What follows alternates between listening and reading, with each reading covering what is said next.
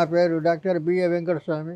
కీళ్ళ నొప్పులు, joint pains. ఈ నొప్పులు వేడి వల్ల, కొంతమందికి వేడి వల్ల వస్తాయి, కొంతమందికి వాతం వల్ల వస్తాయి, కొంతమంది శ్లేషం వల్ల వస్తాయి. ఎన్నో రకాలు అవి కూడా.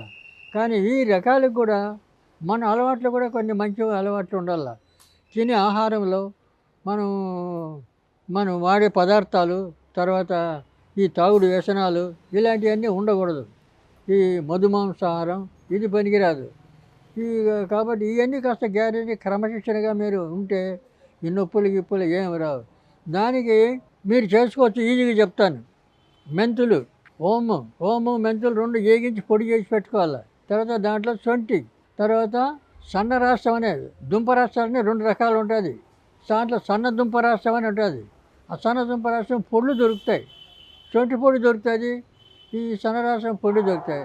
తర్వాత అరబ్ ముసాంబరం అని ఉంటుంది, అరబ్ ముసాంబరం అంటారు దాన్ని. అది ఈ 5 ఐటమ్స్ని మీరు కలిపి పొడి చేసుకొని డబ్బాలో పెట్టుకొని పొద్దున సాయంత్రం ఒక స్పూన్ శొంఠి పొడి వేగించే అవసరం లేదు, సన్న రాష్ట్రం వేగించే పని లేదు.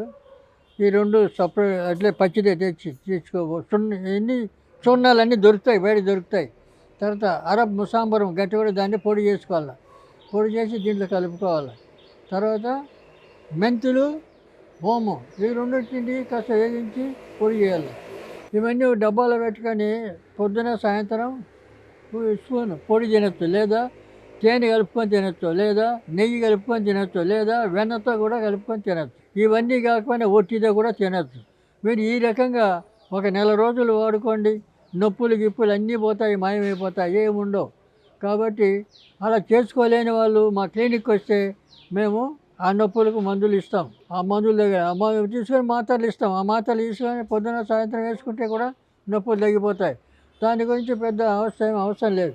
కాకపోతే మన అలవాట్లు కూడా కొన్ని మార్చుకోవాల్సి వస్తుంది. మనం తినే ఆహారం, మనం చేసే పని వ్యవహారాలు, తర్వాత టయానికి పడుకోవడం, టయానికి తినడం, టయానికి పడుకోవడం, టయానికి ఇటువంటి క్రమశిక్షణ కలిగి ఆరోగ్యాన్ని కాపాడుకుంటే మీరు 100 ఏళ్ళు హాయిగా బతుకుతారు. ఆయుర్వేదాన్ని నమ్మండి.